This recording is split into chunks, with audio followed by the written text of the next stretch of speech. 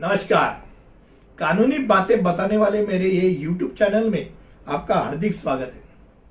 और आज हम जिस विषय पे चर्चा करने जा रहे हैं, जिसकी महत्वपूर्ण माहिती आपको देने वाला हूं, वो एक अलग सा विषय, अलग हट सा विषय, वो है देशद्रोह यानी राजद्रोह, जो कई साल से चर्चित है। धारा 124A यानी देशद्रोह का कलम आज इंडियन पिनल कोड में अंतर्भूत है, यानी भारतीय दंड संहिता में अंतर्भूत है। और ये जो कलम है, ये राजद्रोह का कलम है, और ये राजद्रोह को एक अपराध के रूप में उसको परिभाषित करता है जब कोई भी व्यक्ति कानून द्वारा स्थापित सरकार के प्रति बोले गए या लिखित शब्दों में, यानी किसी भी माध्यम से या संकेतों द्वारा या दृश्य प्रतिनिधित्व द्वारा असंतोष को उत्तेजित करने का प्रयास करता है। यानी भैया आज अगर देखा जाए तो एक तो पहले जमाने में खाली बोलना ही था या तो न्यूज़पेपर था। आज जमाना इतना बदल गया है कि यहाँ इतने माध्यम आ गए। आज ट्विटर है, फेसबुक है, यूट्यूब है, इंस्टाग्राम है, अलग अलग यानी नए नए माध्यम आते रहे, और हर माध्यम को ये लगता है अब देशद्रोह किया, यानी स्थापित सरकार के विरोध में कुछ भी बोल दिया तो देशद्रोह का कलम लग सकता है।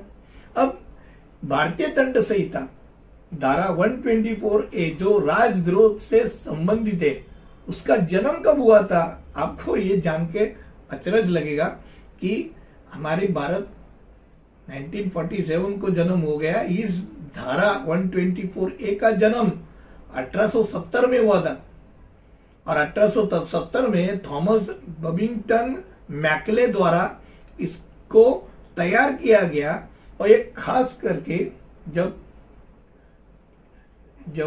स्वातंत्र्याची चळवळ, यानी ये जो स्वतंत्र सैनिक थे, उन्होंने 1857 में जो विरोध किया था ब्रिटिश सरकार के अगेंस्ट में, इसके लिए वो दबाने के लिए खास करके ये धारा उसका उत्पन्न किया गया। अब 124A आईपीसी 124A देशद्रोह एक गैर जमानती अपराध है, जमानत भी नहीं मिलती।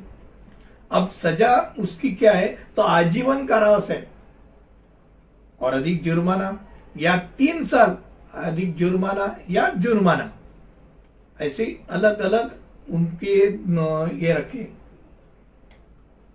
अब ये धारा को निकालने के लिए बहुत बार प्रयास किया गया। ये धारा है ही नहीं, बराबर ही नहीं, ये कानून के अगेंस्ट है। पर केदारनाथ बनाम बिहार राज्य 1962 के एक फैसले के अनुसार, ऐतिहासिक फैसला था, इसमें बिहार के उच्च न्यायालय ने यह निर्णय ले लिया कि धारा 124A संवैधानिक रूप से वैध है। इतना होने के बावजूद आज भी सुप्रीम कोर्ट में सीडिशन लॉ यानी ये देशद्रोह के कानून के विरोध में बहुत सारे मैटर्स है, और इसकी संवैधानिक वैधता तपासने के लिए, ये बराबर है कि नहीं, ये वैध है कि नहीं, ये देखने के लिए सुप्रीम कोर्ट ने एक सुनवाई रखी है। वो सुनवाई Chief Justice NV Ramana, Justice Suryakant, Justice Hima Kohli की बेंच इस पर सुनवाई करने वाली।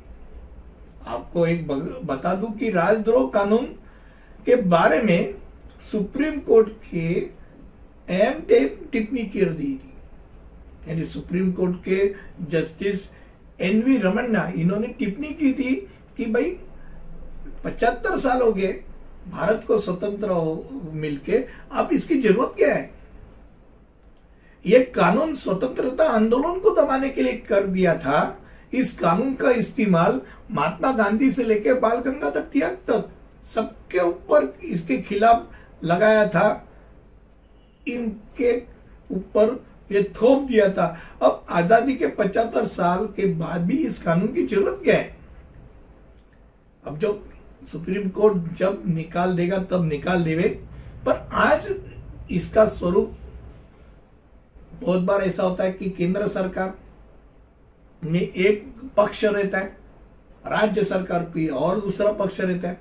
तो जो पक्ष है, जो पक्ष का नेता है, जो कुछ काम करता है, अगर उस काम में कुछ खामी है तो खामी लाने का काम कौन करेगा?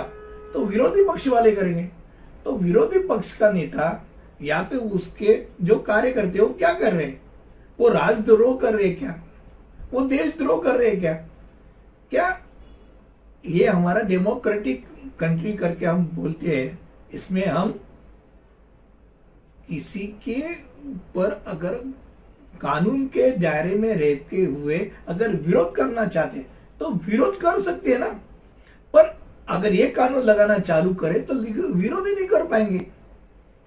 कोई भी आके खड़ा रहेगा, बोले यार तूने तो देशद्रोह कर दिया, तू तो गवर्नमेंट के अगेंस्ट में बोल रहा। गवर्नमेंट के अगेंस्ट में विरोधी पक्ष भी उतना अगर अच्छा हो तो देश चलाना बहुत आसान होगा, अच्छा होगा। क्योंकि हर एक आदमी को लगेगा भाई मेरे को देखने वाले भी 10 जन है, कोई मुझे पूछेगा नहीं, ये तो नहीं होगा ना।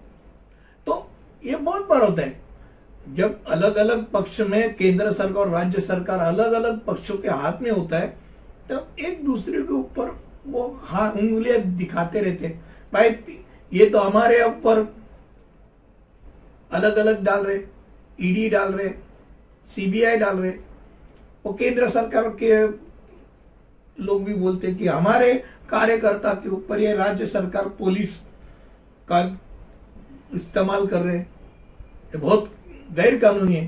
पर ये जो कुछ भी होता है ये एक लेवल तक समझ सकते, पर जब आप देशद्रोह का कलम लगाना चालू करते हैं तो बहुत कठिन की बात होती है। क्योंकि सही मायने में देशद्रोह अलग किस्म का होता है।